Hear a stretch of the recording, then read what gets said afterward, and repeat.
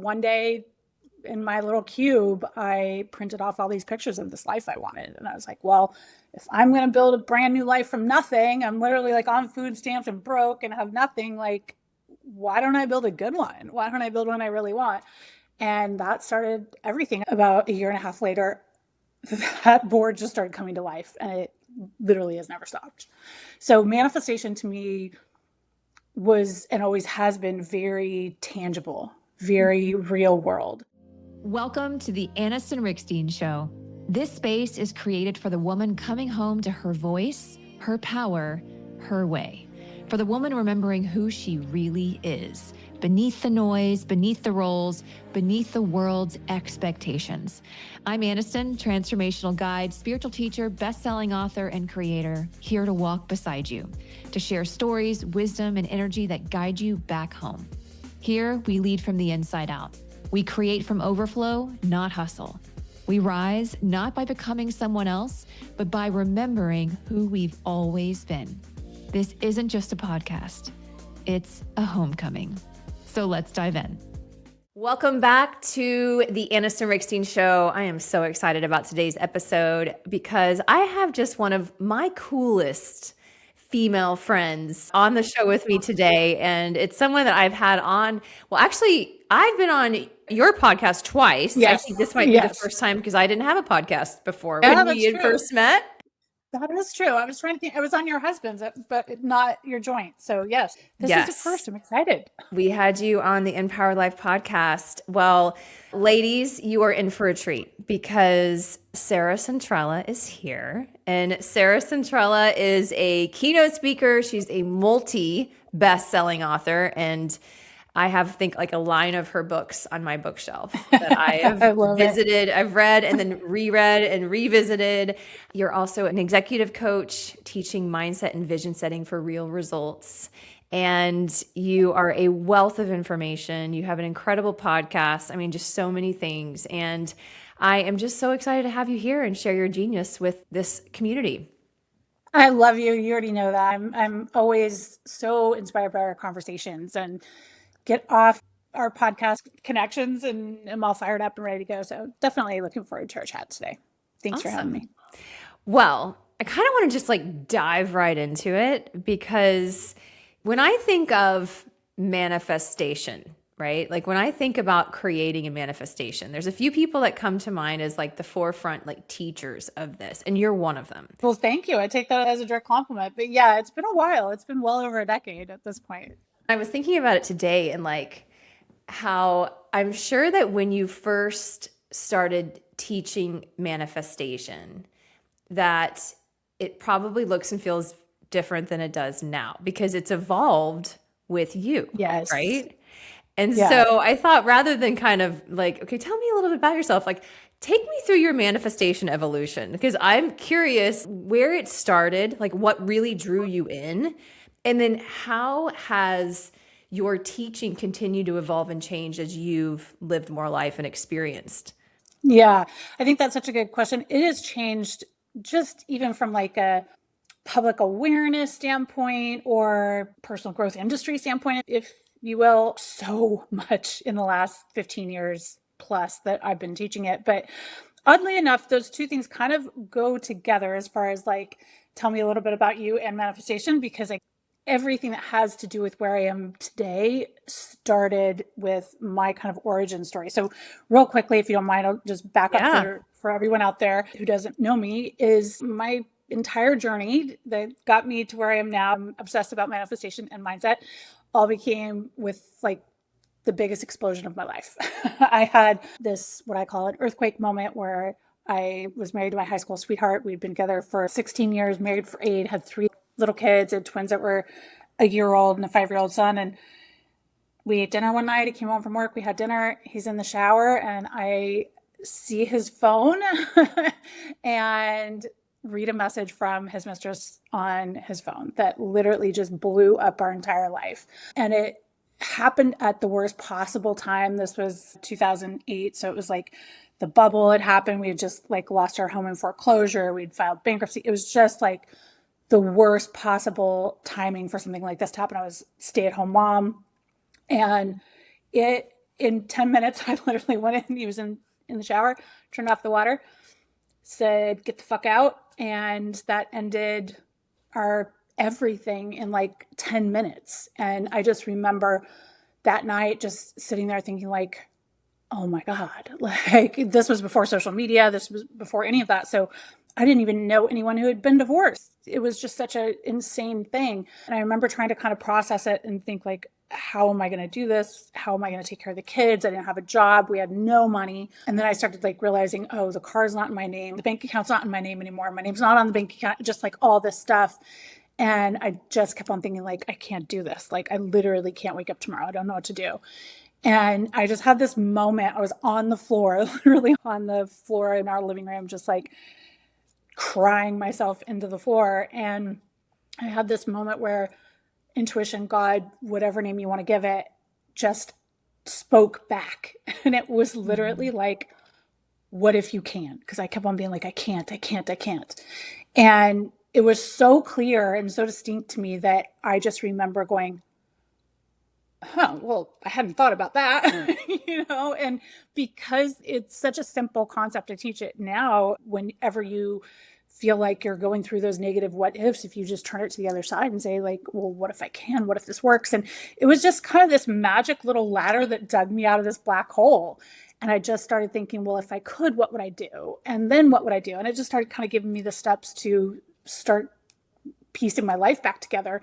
And one of the very first things that I did when I finally got a job is I thought, well, if I have to reinvent my life from nothing, I'm a visual person personally. So I kind of have to see it anyway in order to like kind of have my brain all clicking together. And so one day in my little cube, I printed off all these pictures of this life I wanted. And I was like, well, if I'm going to build a brand new life from nothing, I'm literally like on food stamps and broke and have nothing, like, why don't I build a good one? Why don't I build one I really want? And that started everything. I didn't think anything of it. I really didn't. I thought these pictures make me happy as I'm sitting in my cube, and they make me hopeful and think that something else might be possible than what I'm going through. But about a year and a half later, that board just started coming to life, and it literally has never stopped. So manifestation to me was and always has been very tangible, very real world. I did not come at it from like, oh, let me get into this. Back then it was very new agey, it was not at all mainstream. Oprah was the only person in mainstream media talking about it at all. And still everyone was like, that's crazy.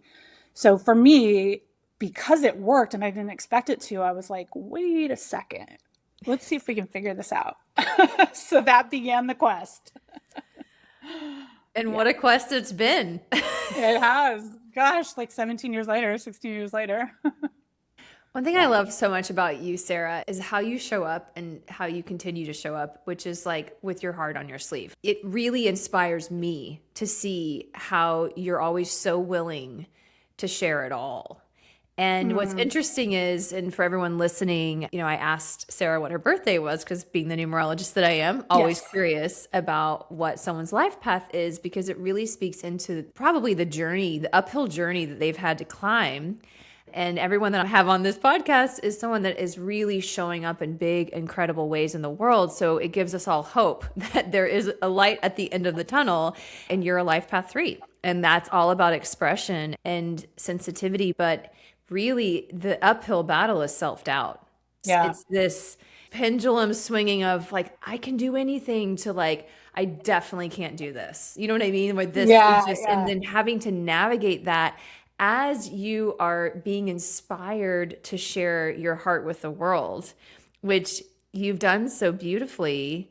But if I'm curious, as we're talking about manifestation and what your journey with getting over that, what did that really look like when you actually had to start putting things out there? You've never done this before. And it's not like you just had all the money in the world and this was just a side hustle. Like, right. I know you were working. Yeah. Talk us through that process for you of how you generated the courage to start just putting this very niche topic out there. Yeah. It's really interesting. I never planned to in any way, shape, or form. I was in corporate. I was working really hard to move up the ladder. I knew, especially back then, you had to button up your life completely if you were in corporate. I was in tech sales. It was all men, I wasn't even trying to tell anyone I was a single mom or anything. Like I was like, nope, I'm professional. I show up at work, whatever. And then I wound up being at a conference with my CEO, and a blog article that I had written was going viral. Like the morning I woke up and I was like, oh my God. And it was my whole story. I like poured it out to some huge website, having no idea they would publish it or publish it with my name or anything. And I just remember panicking. I was like, oh my God, if anyone Googles me, they're going to like find out all this stuff about me. They're going to find out like I was on food stamps. Like, this is horrible. It's like the end of my world. I remember I was so upset, and I was confiding in a client, and he looked at me and he was like, wait a second, all that's been happening the whole time I've known you? I was like, well, yeah, and I was telling him about my boards and how like starting to come to life and everything was turning around. Everything had just gotten really good, and now this was going to blow it all up. And I will never forget what he said. And it's in my very first book. He just looked at me and he said, oh my God, Sarah, like I liked you before, but I really respect you now. He's like, you lean into every piece of that. You embrace it. You wear it with pride. The fact that you went through all that and no one had any idea that was happening behind the scenes, and you've been able to pick yourself up, like lean into every single piece of that. And I had been blogging anonymously up to that point, just kind of going like, hey, this is where my life is and this is what I want. And oh my God, this one thing happened. And how did this happen? And so it started really gaining a following, because I think there was so many people, especially at that time, this is like post The Secret and all of that, who were like, I want to do this, but I did the quote unquote secret, and I've made vision boards before and nothing has happened, but I'm watching you in real time and it's happening. It's happening exactly like you said it would. And so I really just started out initially, I didn't believe anyone would believe me, to be quite, I'm like, who am I? I'm like a single mom from Oregon. No one's going to believe anything I have to say, right? So I just documented everything. I was like, it's time stamped. It's out in the public. Like, here it all is. And so people just really embraced it. I think they saw themselves in me in some ways, because it was very, very vulnerable, did not hide what I was going through, because I really felt like there was no one out there at the time who was doing that. It was very much not only niche, but like I said, very new agey, very like weird, to be quite honest. That's what most people definitely gave me that energy. And I was determined to be like, well, but this is working for me and I'm a normal chick. So if it can work for me and I'm a normal chick, I don't even understand any of that stuff, then maybe it could work for you. And then it just started working for people, and they would do it, and they would try the one step, and they would do this one thing, and they'd be like, oh my God, it worked for me too. And so I think then I just became so passionate about kind of figuring it out from a methodology standpoint and sharing it as I was figuring it out, and just saying, try this, tell me if it works, because I don't know, worked for me, so I want to know if it'll work for you too. And it's really just been that same philosophy, and that's how I coach too. It has to be tangible, it has to work, it has to make logical sense. It can't just be these like big esoteric woo-woo ideas. For me to get behind something, I have to get my hands dirty with it. It has to make sense, and it has to get a result. And so that's how I've approached it. And I think it has changed a lot. I'm glad that it is. Well, I want to call it something that you said for anyone listening, because essentially you were willing to be real and be honest and to share your journey, messy and all. And you weren't committed to being perfect. You weren't committed to looking like you had all your poop in a scoop. Like, you were more committed to just saying, hey, maybe being a reflection for people and letting them find hope and letting them see themselves in you and in your life, knowing that it wasn't going to be for everybody. And that takes a tremendous amount of courage to continue to show up and to do that. But I do think it is very magnetic.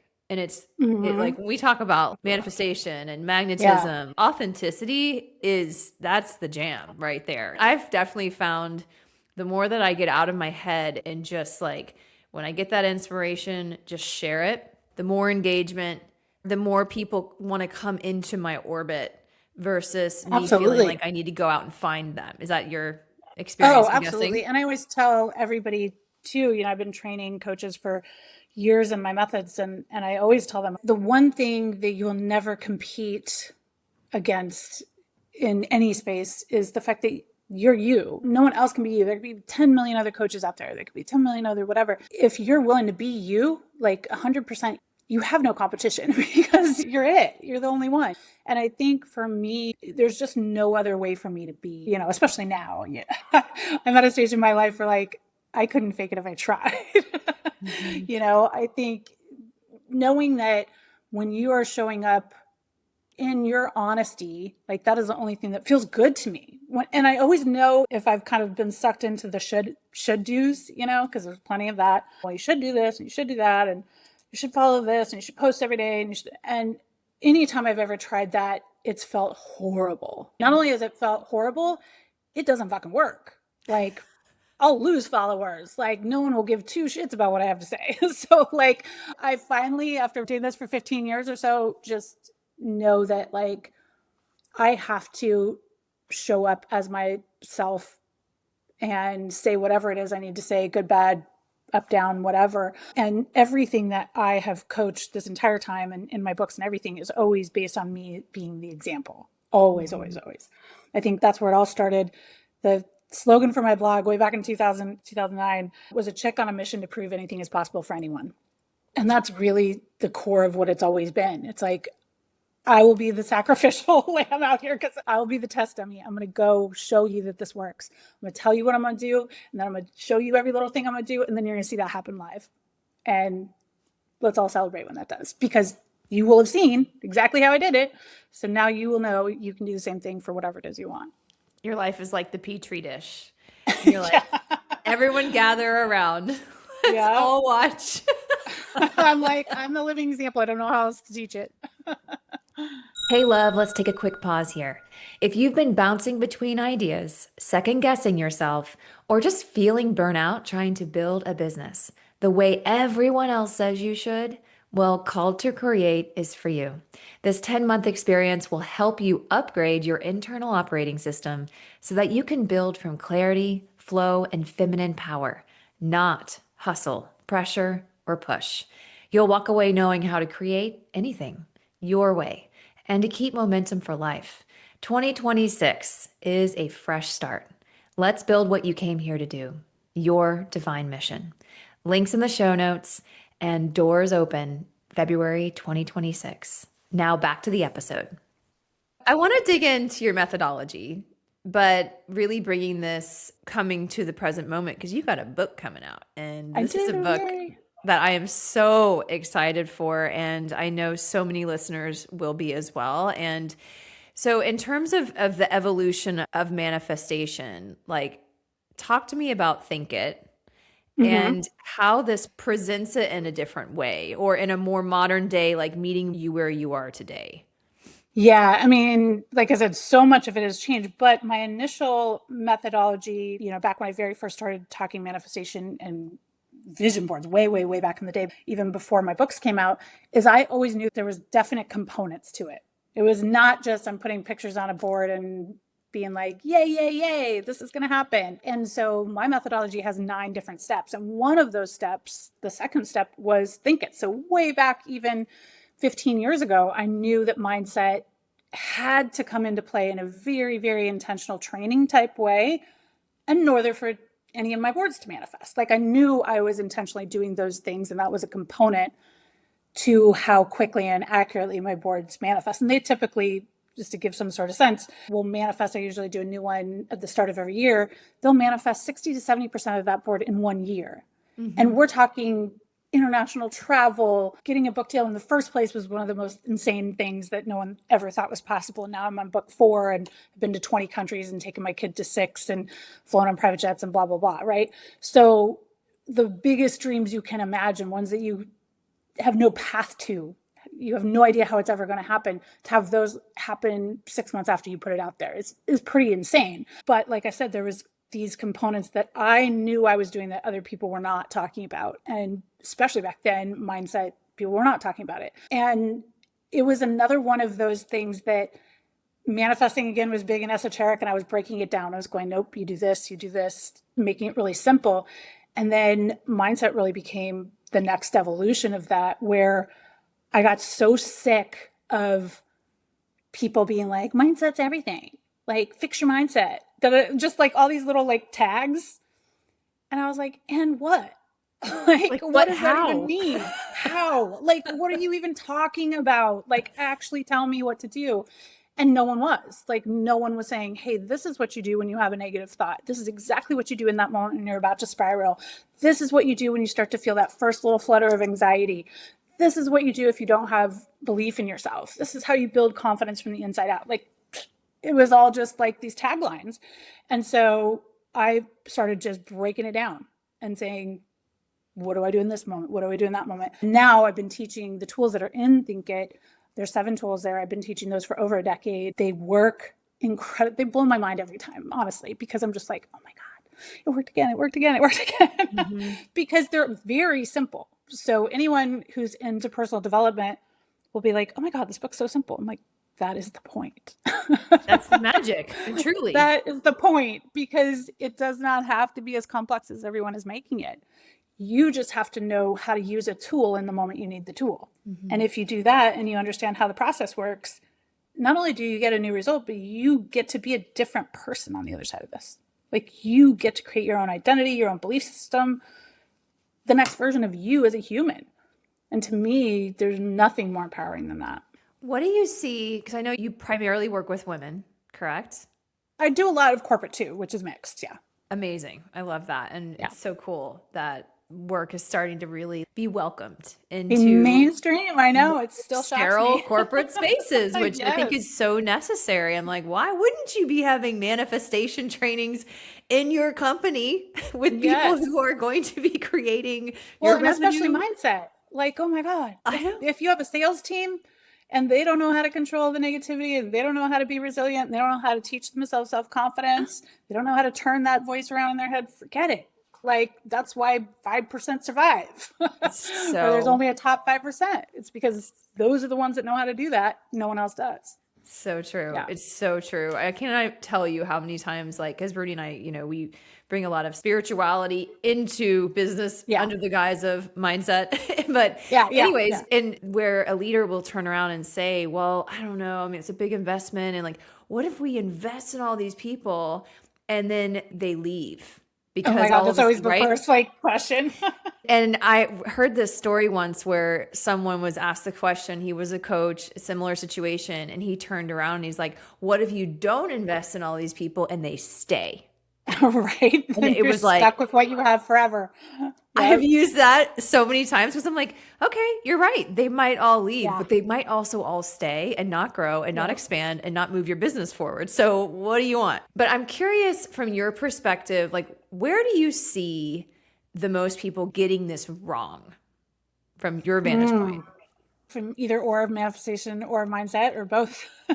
Either. I'll start with manifestation. I think there's so many still, even though it is getting more and more mainstream, there's still so many misconceptions that have nothing to do with what I teach. Absolutely nothing. So one of the reasons why all of my stuff is called Future Boards. It's branded Future Boards. I have a #1 best-selling book called Future Boards. And the initial reason why I called it that instead of vision boards is because I believe that words hold power, like they're predictive.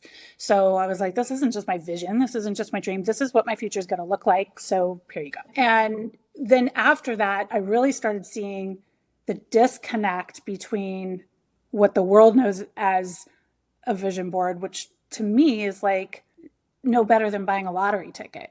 The way that I see most people do their boards shocks me that anything happens with them, because you cannot get your customized vision of your future from any magazine.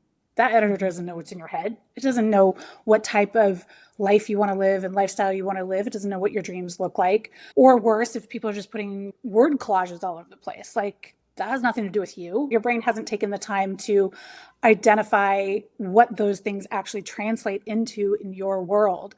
And so everything about the way that I teach is very, very customized, very all about you really digging in and saying, what is it that I want?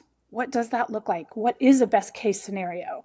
If I had everything I wanted, could I even define that? Could I find a picture of that on Pinterest? And so that's a big thing. I would say almost everything that I do around manifesting my boards is unlike anybody else does it. So if you really wanted to get one to work, there's a process, there's a method, and it has worked for readers, clients, anyone who's kind of followed my very simple process, it's worked for. And then when it comes to mindset, I think people just are a lot like I was. I had no idea that you could control your thoughts till I was in my mid 30s and heard an Oprah show and Louise Hay talking about it. And I was still like, are you crazy? What are you talking about? Like, that doesn't make any sense to me. I just couldn't understand it, you know? And so there's still a lot of that genericness in the space. There's a little bit more kind of neuroscience coming into it, which is helping, I think. But again, that can go really, really heavy on information overload side. But at the end of the day, once you know neuroscience backs up all the things that I teach, you can keep it real simple. Like, it does not have to be complicated. The simpler the better, because then that means you're actually going to use it and actually get a result. So I definitely think there's misconceptions don't help the situation, but it is slowly starting to change for the better. Well, and it's so well timed, Sarah, honestly, like so well timed, because we're in this, okay, we've come into this 2026, which is, yes, it's a whole new chapter. But this year, this is unlike any other one year we've ever had. And it's going to demand embodiment. Like, if you're listening to this and you don't know what that word is yet, you're going to find out, because Figure it out. it no longer is this about collecting a lot of knowledge and being able to sit around a table and know a lot about a lot. This is about, but do you actually live it? It's like, so we have to have a toolbox, right? We have to have these ways of when we become conscious of, oh, I'm doing it again. There's that thought, like, something you can do in the moment, that, because it's not realistic that you're just going to be like, I'm going to go meditate again for an hour. Exactly. No. Yeah, no, you have to do something that structurally changes that thought process over time. So with repetition, the coolest thing about our minds and our brains is that they're reprogrammable, like they're malleable, which is so cool. So if I understand that, and I understand that most of the thoughts I'm having throughout the day are just repetitive, they're on a cycle that's just happily running in the background, just like a computer program. And if I can just start to be awake a little bit to that, and I have a little tip I'll share that I give my clients, I call it snapping in. And I just tell them, you know, set their little watch to the breathe setting. So once an hour, it just buzzes your wrist or something like that, right? If you have a device like that. And as soon as it buzzes your wrist, just say, hey, what was I thinking about the last 5 minutes? And that will teach you how to actually notice your thoughts, because most of them are pretty unconscious. We're pretty checked out. And if you can start to take inventory a little bit and be like, wow, I thought about this thing a lot today, and I had no conscious idea I was really even that obsessed about this problem or about this thing that was starting to stress me out or whatever. Then you can start to see, oh, and if thoughts equal reality, and I've actually been spending like 3 hours today thinking about this, every single time I buzzed, I thought I was thinking about this thing. Do I want this thing to happen in my future? I do not. Okay, now what do I do right now? And that whole part was the part no one was talking about. They were not saying, okay, when I notice that I'm starting to stress out about money, about my relationship, about my job, about this conversation I just had at work that made me feel really terrible, what do I do right now to make sure that I am not manifesting that exact thing into my future? Because that's the core of manifesting. What I focus on, I get. So when I understand that, then I want to be able to be like, okay, well, now how do I change that? And I'll share, if you want, a really quick tool. Yeah. It's a tool I'm most known for. It's a tool everyone loves the most because it just could not be easier. It's called mental tennis. So I'm going to set up the scenario for you really quick because it will stick. So if you just imagine that you're out practicing your serve on a tennis court and you have an electric ball launcher, you're standing in front of it, and no one in their right mind is just going to stand there, right? They're not just going to be like, okay, for 20 minutes, let me get hit by all these speeding tennis balls. They're going to do their best to kind of run around the court and get as many of them across the net as they can. They're going to return the serve, right? So now if you imagine in your brain, these thoughts are coming at you all day long. They say between 60 and 90,000 thoughts a day is what the normal person has. And probably 80% of those for most of us they're not all that positive. They might be attacking your self-confidence. They might be creating self-doubt. They might be doing a lot of spiral-inducing things. So most of the humans walking around the planet are standing in front of that. Just be like, okay, hit me all day long. Let me just absorb it. Let me just take that hit and take that hit and take that hit. I'm going to wind up feeling shittier tonight than I did this morning. Probably wake up tomorrow, feel worse. And then I'm hoping that in about a week or so, I might shake this off and I might feel better because we don't have any tools for any part of that process. So now, if instead I just start training myself to return the serve, which is what is the opposite of this thought? That's it. So simple. So if the thought says you're a failure, the opposite of you're a failure is I'm a success. If the thought says I'm worried about my bills, I say abundance is coming. So you're literally just like, what is the opposite of this word? Like, let's keep it very simple, right? But the coolest thing starts to happen. So if in that moment I heard it and I'm like, what's the opposite? I start telling myself the opposite, the opposite, the opposite. Two things are going to start to happen. Number one, I'm almost immediately going to feel better. It almost has that effect on my nervous system as like taking deep breaths when you're angry. Right? So almost immediately the spiral of pulling me down and feeling heavy stops. And I start to be like, oh, okay, maybe abundance is coming. All right, that feels a little better. So I start leaning into it, even though in the beginning it feels like a lie. It doesn't have to feel true yet. You're just putting it out, putting it out, putting it out. Then over time, it actually stops the negative from coming up because now the new one is replaced. So you're doing two things. You're killing the old belief and the old trigger, and you're creating a brand new belief to a point where you begin showing up in that new belief. You begin operating from that new belief. People treat you from that new belief. And over time, it becomes how you would identify yourself. Yeah. It is the coolest, simplest transition. Just requires you to know what to do in that moment. I love it. And that's what I'm obsessed about, giving those tools, because that's what we need.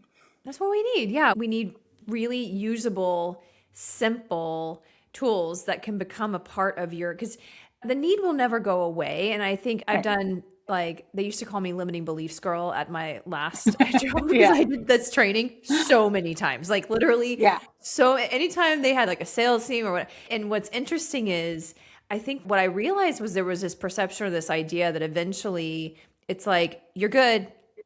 Like the beliefs were going to completely go away. You'll never bother you again. They'd be like, I thought I released this last year and then it's back. Yeah. And I'm like, of course, because it's a part of you.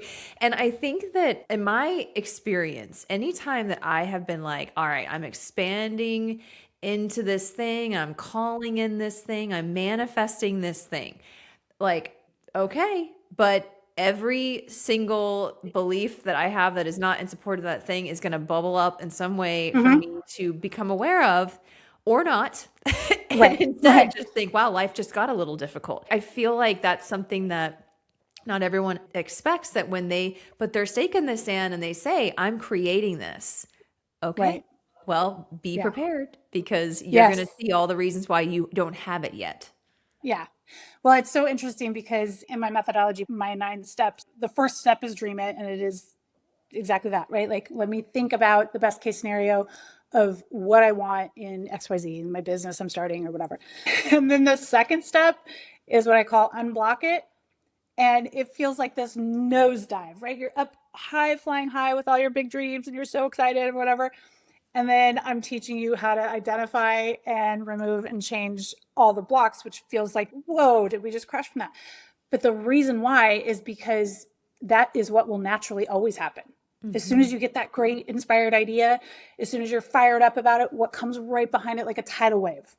Every reason why you shouldn't do it, every reason why you're not the one. And so if you know what to do again in that moment, and you know that that is also part of the normal process, that is not just you being crazy. That is not just you being the only person who has self-doubt. That is, I've been doing this for 15 years. That is 100% what happens to every single person I've ever coached. It doesn't matter if you're a dreamer. It doesn't matter if you've manifested everything you ever wanted. You will have a crash on the other side of identifying something brand new. And the reason why is because all of those are bubbling to the surface. Like you said, they're coming up for you to be able to identify them, release them, and change them. And then once we've done that, the release, like you said, isn't just one time and it's gone. God, I wish. Trust, I wish. But the identifying it is so key, and doing the release is a key part of the process, because it's like, okay, this is my new starting point. I've consciously set a starting point. I've consciously been like, that thing is not good for me. So then my third step is think it. It's like, okay, so now when that thought comes back, what do I do in that moment? And that's when you use a tool like mental tennis or power pause or power mottos or I am statements or any of the other tools I teach, because that is the moment that you start to actively build the new belief. Mm-hmm. By the way, this is again, the part no one else is really talking about. Yes, I can release all that. That's great and well and good.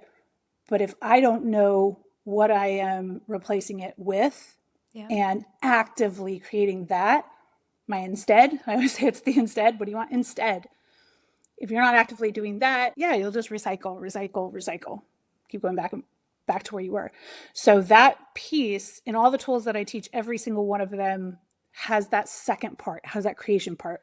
Mm-hmm. Has the first part that stops the old, but the second part identifies what I want instead and teaches me how to focus on it until it becomes my normal. And it does eventually become your normal. Like other things will start to create that doubt and stuff. But over time, if you are actively practicing on a daily basis, you can totally 100% shed the skin of an old belief. And that specific belief could never bother you again. Yeah. It might, like I said, come up in a different thing as you're growing and, might come up in different ways. But you can uproot an old belief when you are very intentional about changing it and what you're changing it into. Which, by the way, I actually think is the gold. Like, yes, achieving and manifesting and being able to consciously, the conscious authorship of your life, like that is incredible. But I actually think it's like dream bigger. Just think like you go to town, you think as big as you want, because who you get to become in the process, like of releasing these distortions is the gold. That is the compounding interest we talk about. That's like the thing that it's going to give you so much more than just the thing you're trying to manifest. Like it will change you forever in the level of life that you live. And so like these tools that you're teaching are so imperative, not just now. Like this will set you up essentially for absolutely. I always say that I always give the analogy of they are creating the runway ahead. Yes. So plane isn't going to take off in like a dirt, whatever. It needs a runway. And if there is no runway or no road ahead, we're not going to go anywhere. And learning how to do this mental fitness, which to me is learning how to switch a thought quickly. How do I switch it into what I want? Every time I do that, that's creating the pathway ahead. It's actually now creating an outcome that would have never existed. If you really think about that, that's insane. The outcome would have never existed otherwise. And most people are going through their life hoping for a dream scenario to just show up and a dream outcome to somehow magically appear. But what they don't understand is like, I could be creating that right now. And that means that is laying the entire road for 6 months from now, for a year from now, for 5, whatever. And it is so tangible. To me, it's kind of like a 1-to-1 ratio. The thought I'm depositing into my thought bank today, I'm going to be able to cash that out. I could cash it out tomorrow. I could cash out in 5 years from now, or I could cash out 20 versions between now and 5 years from now, which happens all the time too. Yeah. Those versions get better and better and better and better over time. So it's like, oh my God, why wouldn't I do that? You're so inspiring me. Number one, I need to update my future board because I haven't done that yet this year. But I'm really, really excited to dive into your book and the tools and to really put them into practice because I have no doubt, yes, all that work that you're avoiding, I'm talking to the listener. If you're, you really want, how much do you really want to live the life that you say you want to live? Because it is going to require you to do something, right? It's not enough if you're just like, I just want to read another book and highlight and take a lot of notes and not take any action. You're wasting your time. But what I love about Think It is that it is 100% geared for the embodiment piece, for the integration. And so let 2026 be the year you become a master manifester, right? Let this be the year where gone are the days of you creating vision boards that never come to pass and feeling like it's just a wild, crazy dream. And I'm just so grateful that you created this tool for us, Sarah, that we can use. Well, I think you just said the most important things. It is about the embodiment. It is about the work. That's why every single one of my books has homework in it. And it's the same exact homework that I give my private clients. And I make my private clients do it, even though they're paying thousands and thousands of dollars. Nope, you're going to do your homework, right? Because if you don't do that, It's a waste of your time. You have to be able to take a thought or an idea, a book, whatever it is that you're getting your information from, and translate it into your own life. And I think a lot of people want to do that. They just do not know how. And that's the truth. Like, I just don't know how to start. Like, what is my start point? So in every single chapter, there's these journaling questions that if you get out your journal and you answer them, that is your how. That is exactly what you tell yourself. It's your own coach, right? It's going to teach you exactly what you need to do, exactly what you need to say, so that now you're practicing something that is for you and isn't just a thought, isn't just me generically saying you should do it. This is you. This is your life. Oh, so good. I'm going to link the book in the show notes. So if you're listening to this, like, go on, and I want you to order, and obviously do what we do, because as supportive women, we support other women, and leave a review. Yes. I would love that. Please, please, please. Leave reviews, share it with all your friends, and copies yes, to, like, buy a bunch and give them away for birthdays. It's like the gift that will keep on giving. And where else can they find you, Sarah? Yeah, so sarahcentrella.com has everything, all the things, my Future Bird workshops, my corporate team stuff, speaking, all of it. But yes, get the book, do the homework, get results, and then tell everyone you know. That'd be amazing.